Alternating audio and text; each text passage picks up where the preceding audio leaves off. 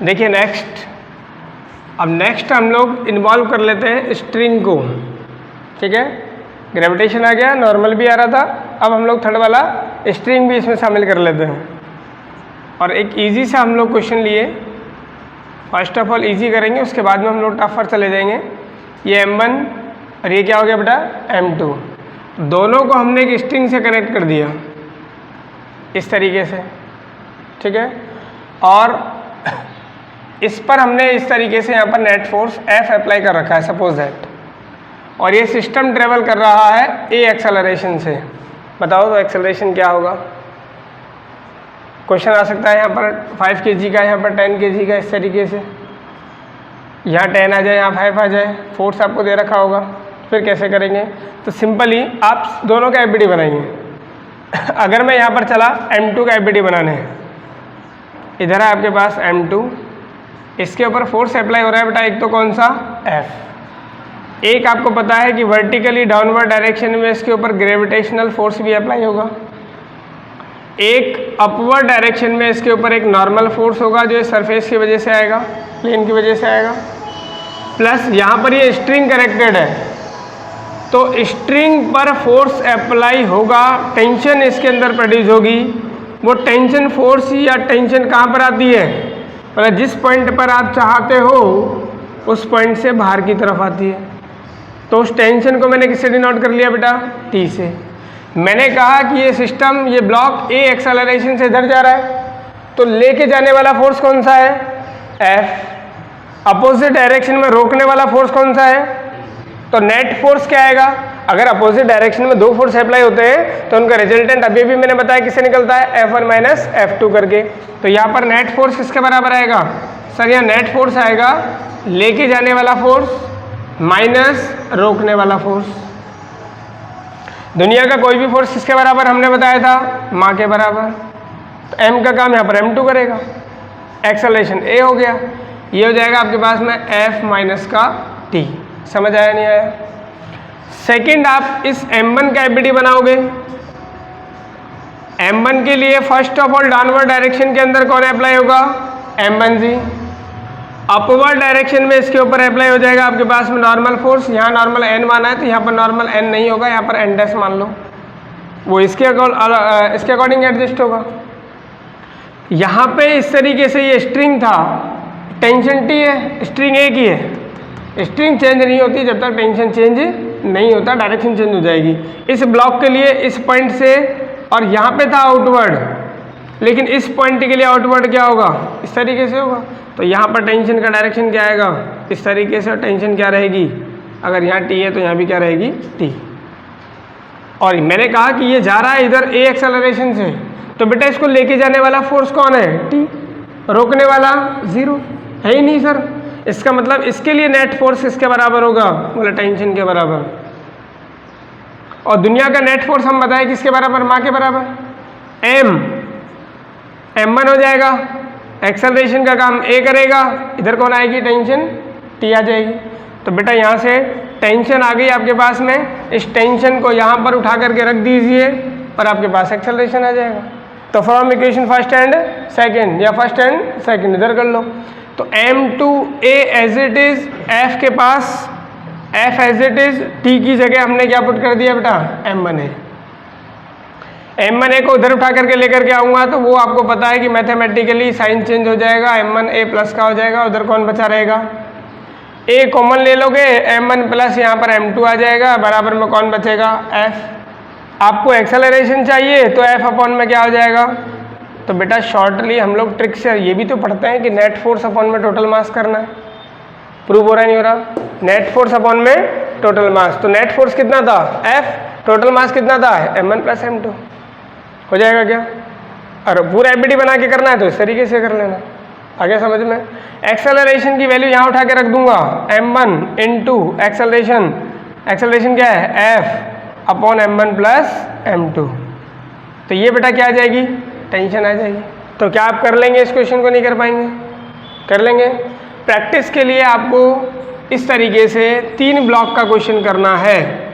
हम आपको क्वेश्चन दे रहे हैं, एक M1 है, इधर एक M2 मास का ब्लॉक है, इधर एक M3 मास का ब्लॉक है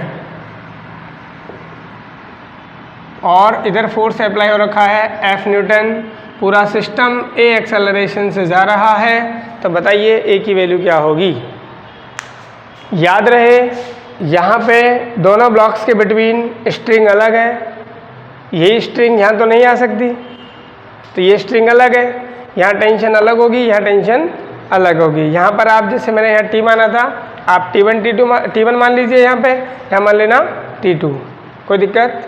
तो आपको एक्सेलरेशन तो कैलकुलेट करना ही है, साथ में आपको T1 और साथ में आपको टेंशन T2 भी कैलकुलेट करनी है। कर लेंगे क्या? फिर इस पर बेस्ड बेटा क्वेश्चन आप अपनी मर्जी से बना लो, इधर 15 kilo, 10 kilo, 5 kilo, 3 kilo, 2 kilo, 1 kilo, वो आपकी इच्छा। नेट फोर्स आप 60 Newton, 120 Newton, 50 Newton, 25 Newton, 10 Newton, 20 Newton, वो आपकी इच्छा से क्वेश्चन बनाना भी सीख जाओगे आप, कोई दिक्कत है? तो इस टाइप के एबीडी आपको समझ में आगे हो जाएंगे। चलिए हटाएं इसको। नेक्स्ट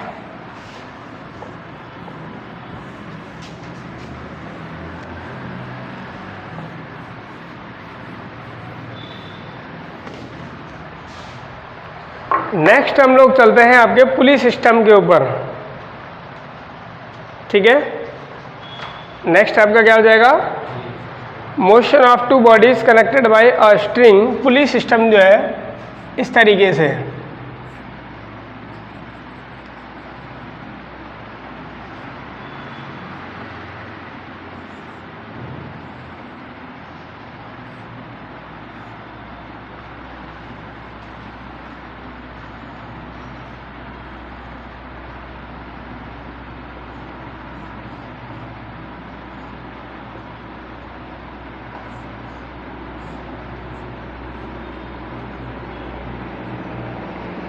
ये आपके पास में एक सिस्टम हो गया।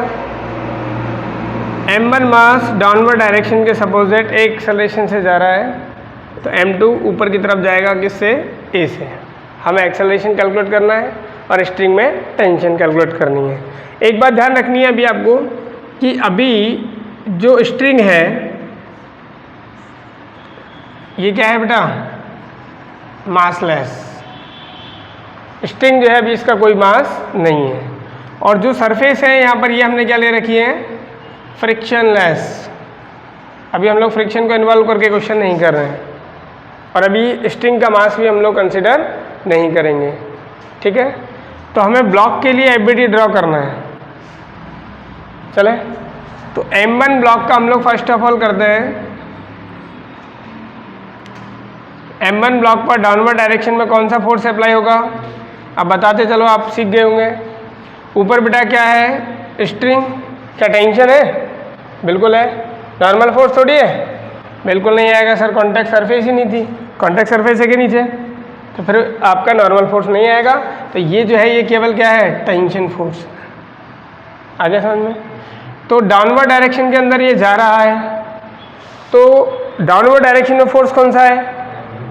इसका मतलब इसको लेके कौन जाएगा? रोकने का काम कौन करेगा? टेंशन करेगी। तो नेट फोर्स अगर आप निकालेंगे तो यहाँ नेट फोर्स क्या आएगा? बोला लेके जाने वाला फोर्स माइनस रोकने वाला फोर्स। दुनिया का कोई भी फोर्स माँ के बराबर, तो ये M1A हो जाएगा।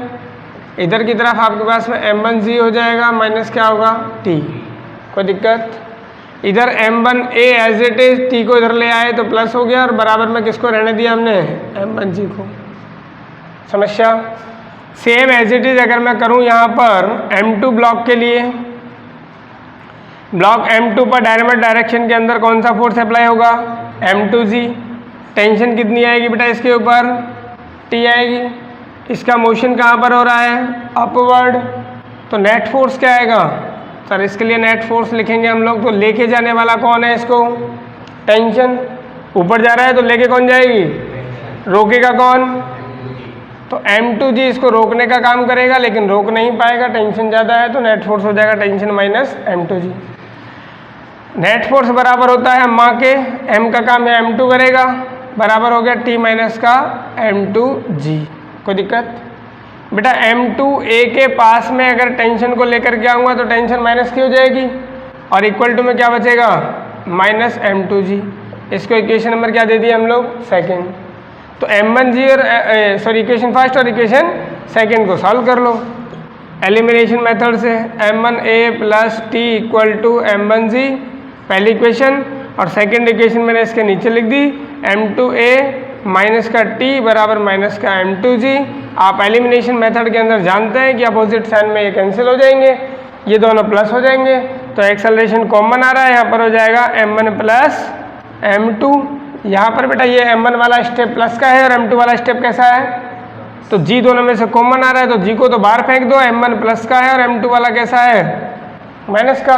तो एक्सेलरेशन निकालोगे तो एक्सेलरेशन बराबर क्या आएगा, बोला गुरु जी m1 माइनस का m2, ये एज इट इज रहेगा, बाहर की तरफ g रहेगा, बटे में m1 प्लस m2। बोलो बात समझ में आई नहीं आई? ये इस तरीके से एक्सेलरेशन है, आ जाएगा क्या? तो बेटा ये भी तो फॉलो कर रहा है नेट फोर्स अपॉन में टोटल मास को। जो आपका शॉर्ट तरीका होता है एक्सेलरेशन निकालने का, भाई नेट फोर्स कितना आएगा, पहले की बात करूं तो इसको लेके कौन जाएगा, m1g, तो m2g जो है इसको रोकने का काम करेगा नहीं करेगा, जाना चाहता है इधर, m2g इसको इधर लाना चाहता है, तो m1g लेके जाएगा इसको और m2g रोकेगा, तो नेट फोर्स क्या होगा, बोला m1g माइनस का m2g। तो नेट फोर्स का काम ये तो कर रहा है, m1g माइनस का m2g। आगे समझ में? टोटल मास बेटा m1 प्लस m2 कर लेंगे क्या? ये एक्सेलरेशन की वैल्यू उठा करके मैं इस इक्वेशन में रख दूँ, यहाँ पे रख दूँ, चाहे यहाँ रख दूँ, आपका टेंशन आ जाएगा। कर लोगे नहीं कर पाओगे? कर लेंगे क्या? कर लेंगे। और कॉम्पिटिटिव एग्जाम्स के लिए आप टेंशन और एक्सेलरेशन तो आ जाएगा, लेकिन टेंशन का फॉर्मूला आप याद कर लेना, आ जाएगा, क्योंकि आपको पता है कि इसमें बहुत ज़्यादा टाइम लग जाएगा। तो अगर मैं यहाँ से टेंशन निकालने जाऊँगा 2 मिनट के लिए, कर ही देते हैं बराबर, आपके पास m1g तो पहले से ही है, m1a और उधर चला जाएगा, उधर जाएगा तो माइनस का m1a हो जाएगा, तो m1g as it is minus का m1 एज इट इज, एक ही वैल्यू ऊपर से उठा करके पुट कर दिया आपने, m1 माइनस का m2 और बाहर हो गया g और बटे में हो गया m1 प्लस m2। इसके बटे में एक कंसिडर करके आप एलसीएम ले लोगे, एलसीएम कितना आएगा, m1 प्लस m2। तो बेटा m1 प्लस m2 को इधर m1 से मल्टीप्लाई करोगे तो आपको पता है कि m1 का स्क्वायर हो जाएगा, जी लगा दूं, फिर इसको m2 से मल्टीप्लाई करोगे तो m1 m2g हो जाएगा, इस ये एज इट इज, तो ये m1 अंदर मल्टीप्लाई होगा, जी इधर से मल्टीप्लाई होगा, माइनस भी साथ में मल्टीप्लाई कर रहा हूँ, कर दूँ क्या, समझ जाओगे? तो ये बेटा m1 का स्क्वायर g हो जाएगा, माइनस माइनस प्लस होकर के m1 m2g हो जाएगा, तो m1 स्क्वायर g से m1 स्क्वायर g कटेगा, तो m1 m2g कितनी बार आ रहा है, 2 बार, तो 2m1 m2g upon m1 plus ये क्या आ जाएगी आपके पास में, टेंशन। कर लेंगे नहीं कर पाएंगे? तो अब फटाक से आंसर देने वाला काम है, आप ज़्यादा वो मत करना, टाइम आगे समझ में। छापिए इसको,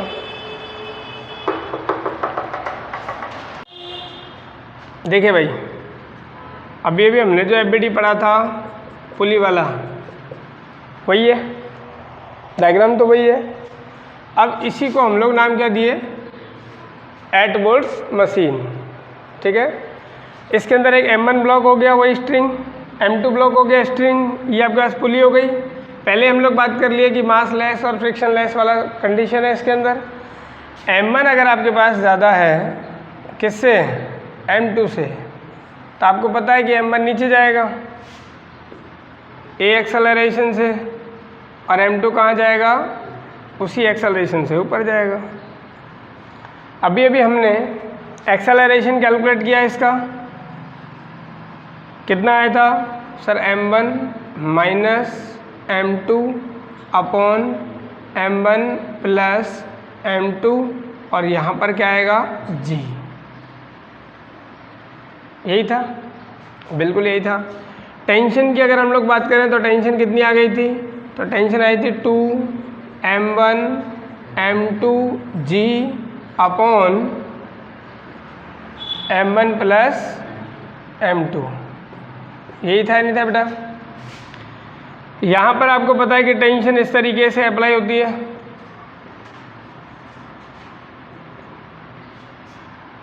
अब अगर यहाँ पर आपसे अगर पूछ लिया जाए कि थ्रस्ट कितना अप्लाई होगा, अप्लाइड थ्रस्ट, थ्रस्ट आप समझते हैं perpendicular force, perpendicular force act on the system या एक्ट ऑन द पुली, पुली पर।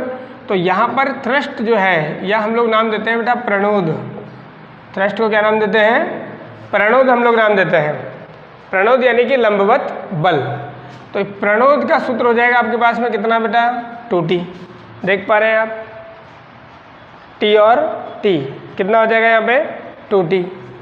तो प्रणोद किसके द्वारा दिया जाएगा 2T के थ्रू। कभी पूछा जा सकता है आपसे, अभी तक हमने यहीं तक ही पढ़ा था, यहाँ तक तो कर लिया, एक्सेलरेशन और टेंशन तो कर ली, लेकिन अब थ्रस्ट पूछ लिया जाए तो क्या कर दोगे 2T। आगे समझ में, तो थ्रस्ट की वैल्यू क्या आएगी, बोला 2 into 2 m1 m2 g upon m1 plus m2।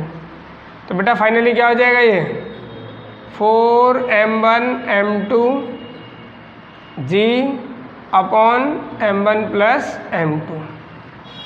बोलो कोई परेशानी है क्या। तो थ्रस्ट भी आप इस तरीके से कैलकुलेट कर लेंगे, उतारिए इसको फटाफट।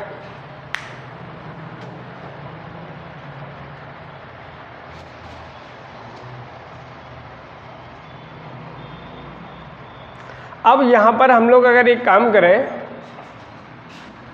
और अगर आपसे ये कह दिया जाए if pulley accelerate, pulley accelerate with acceleration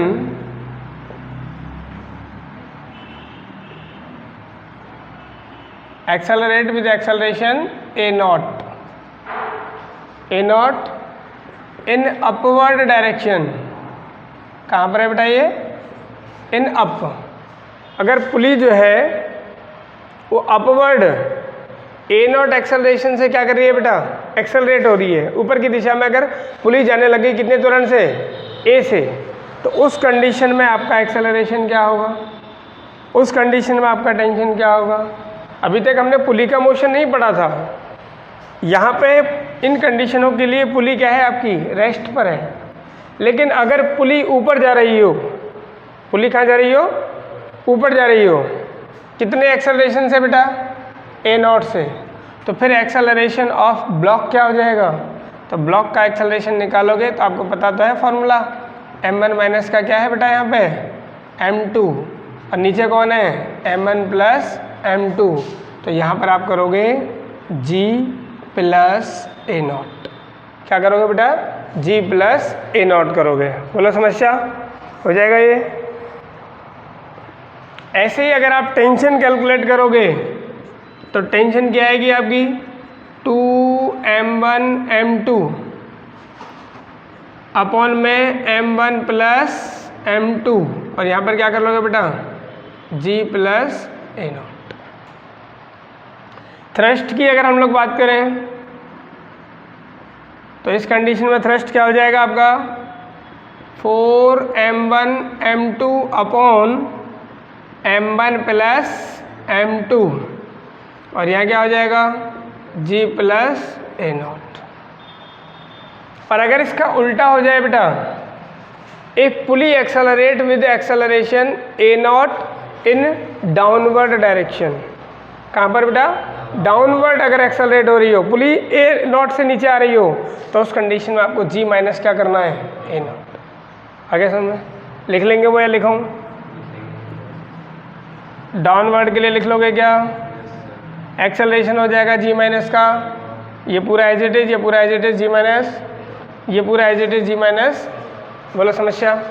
तो ये एक नई चीज़ है वो आप उतार लीजिए इसको फटाफट से।